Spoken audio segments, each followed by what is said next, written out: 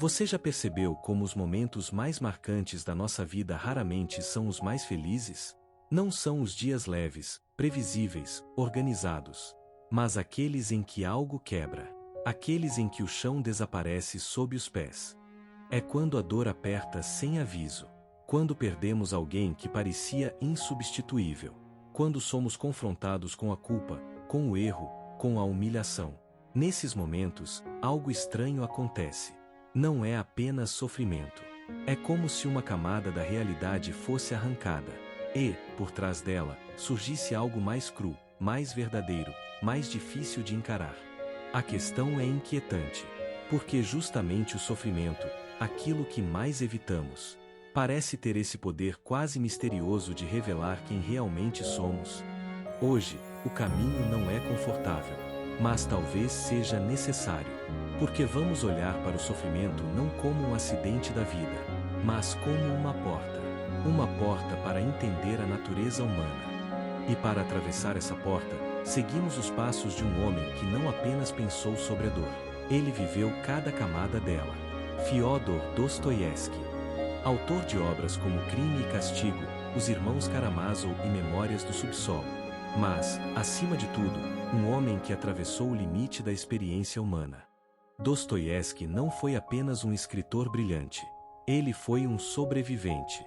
Sobreviveu à pobreza, à prisão, à humilhação, à doença, ao vício, e talvez o mais difícil de todos, a si mesmo. Ele não escreveu sobre o sofrimento como alguém que observa de longe. Ele escreveu como alguém que esteve lá, no ponto onde tudo desmorona, no lugar onde as certezas deixam de existir. E talvez seja exatamente por isso que suas palavras atravessam o tempo. Porque não são teorias. São confissões. Mas é importante entender algo desde o início. Isso não é um elogio à dor. Não é sobre glorificar o sofrimento. A proposta é mais desconfortável do que isso.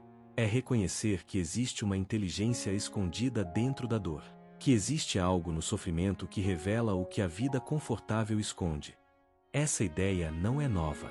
Ela aparece no estoicismo, no cristianismo, no existencialismo e até na psicologia moderna. Viktor Frankl, que sobreviveu ao horror dos campos de concentração, dizia que o sofrimento, quando encontra sentido, deixa de ser apenas dor e se transforma em força. E Friedrich Nietzsche foi ainda mais direto. Quem tem um porquê, suporta quase qualquer como. Mas Dostoiévski vai além. Para ele, o sofrimento não é apenas algo que pode ser suportado, é algo que revela. E para entender isso, precisamos voltar a um momento decisivo da sua vida. Imagine a cena. Você está diante de um pelotão de fuzilamento, amarrado, olhos vendados, esperando o som final. Você já aceitou a morte, já fez as pazes com o fim. E então, no último segundo, a ordem é interrompida. Você não vai morrer. Você vai viver. Mas depois disso, o que significa viver? Isso não é ficção. Isso aconteceu com Fyodor Dostoiévski em 1849. Condenado por envolvimento com ideias consideradas perigosas, ele foi levado à execução. Mas tudo não passava de uma encenação cruel. Uma tortura psicológica. A morte foi anunciada, sentida e retirada. E algo nele nunca mais foi o mesmo. Depois disso, vieram anos na Sibéria. Trabalhos forçados, frio extremo, violência, miséria humana em sua forma mais crua. Ali, ele não estudou o ser humano. Ele o viu, sem máscara. Mais tarde, escreveria algo simples, mas devastador. Foi ali, no chão da prisão, que aprendeu a ler a alma humana. Porque não é no conforto que nos revelamos.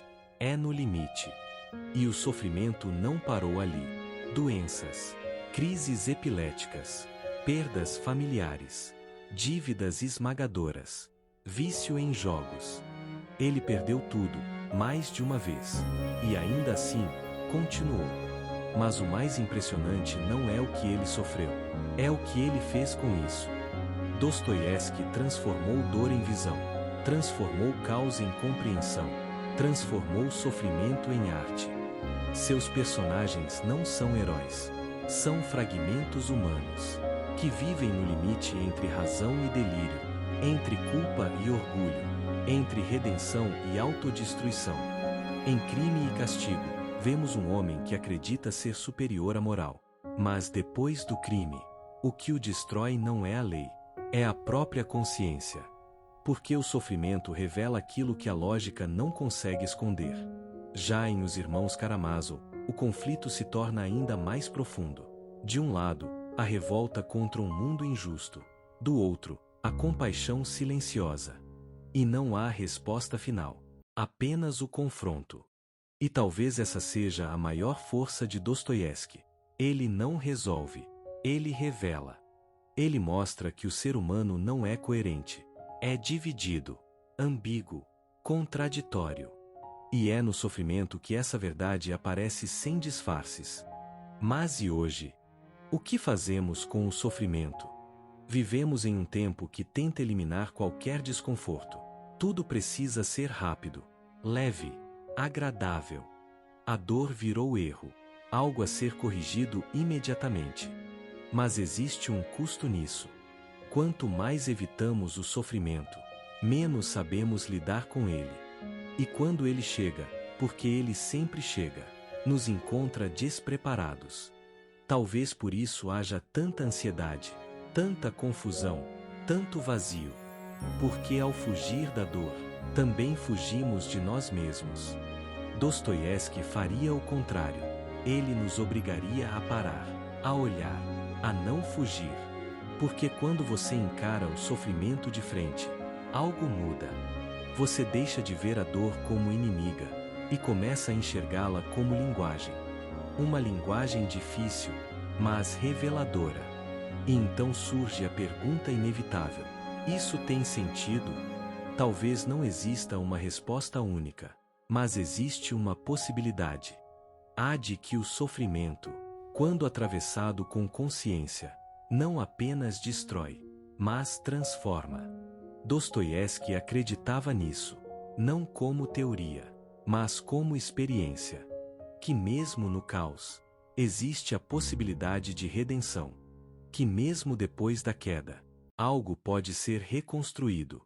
E que talvez, só depois de atravessar o próprio inferno, o ser humano esteja pronto para se conhecer de verdade. E então, a questão deixa de ser como evitar a dor, e passa a ser outra. O que você faz quando ela chega? Você foge, se distrai, se anestesia?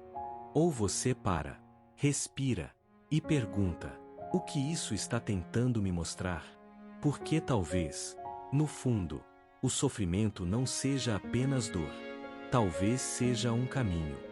Um caminho difícil, silencioso, desconfortável. Mas, possivelmente, o único que leva a algo que todos buscamos, mesmo sem saber: sentido.